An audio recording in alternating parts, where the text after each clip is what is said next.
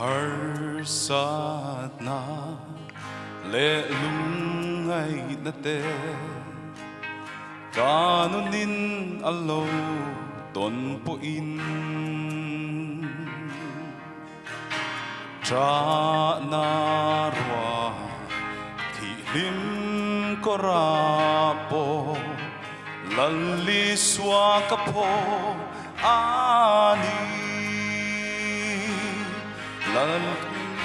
swa chat hi dem chin ve te rengu sa kay bak nay vang la an ril cham po i các chăm reng nay si lo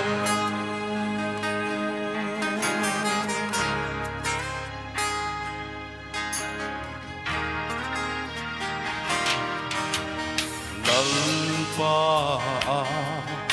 an hin nang ngata fel na le alal song tu chu boral na swal pi puya po nun him ta kinan kai chi olal pa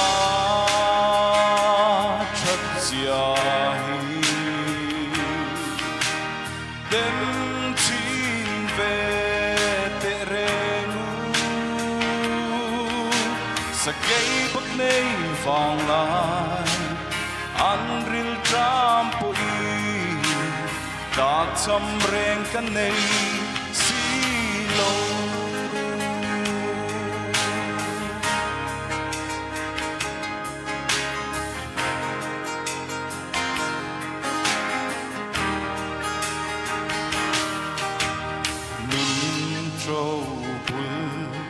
dam chan ber chu kan tu lalli swa hi ani le sum song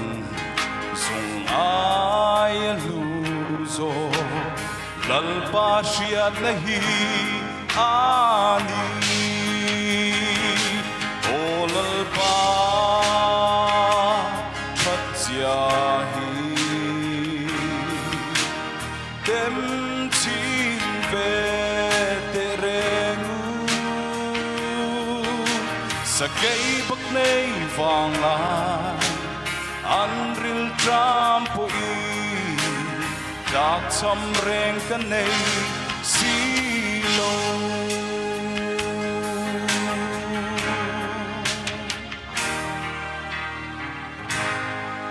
kan phak na ka sak tak te la pan ma som se